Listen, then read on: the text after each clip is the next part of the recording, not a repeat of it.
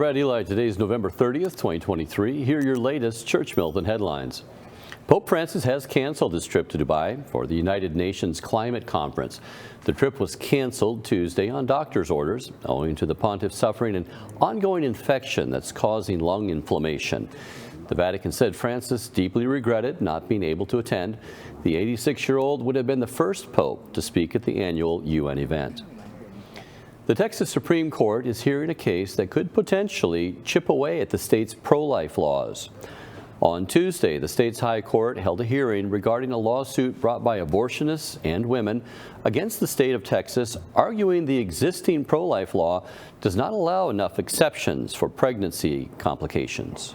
Last year, the United States Supreme Court returned the issue of abortion to the people and their elected representatives. In Texas, those representatives have chosen to highly value the lives of unborn children and limited abortion to medical emergencies as defined by statute. And the people of Texas, through the Constitution, have not demanded a different result. Plaintiff's remedy therefore lies with the people in the legislature and not the courts. In Massachusetts, a priest charged with stealing from a parish is on probation after reaching an agreement with prosecutors. It is now being reported Father Tomas Gorney was ordered in September to pay $12,000 in restitution to the Diocese of Springfield, though he's accused of taking over $100,000. The funds were allegedly stolen from Immaculate Heart of Mary Parish in Granby. Additionally, Gorney has declined to answer questions about allegedly living in the home of a female parish employee for almost 10 years. A Jesuit priest believes Donald Trump is an authoritarian and opposed to the gospel. In a new essay, Father Thomas Rees refers to a distinction by St. Ignatius between two standards, that of the devil who tempts people to covet riches, and that of Christ who calls people to spiritual poverty.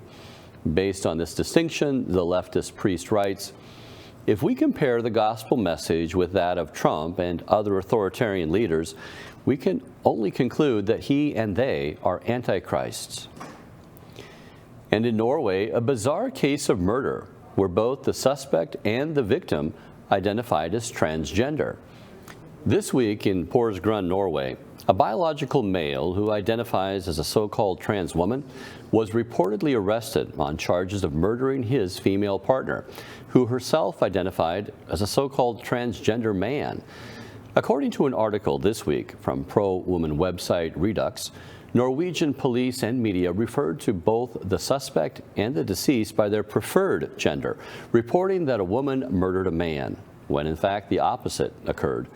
I'm Brad Eli. Those are your Church Militant headlines. If you're watching on YouTube, please like and subscribe. God bless you.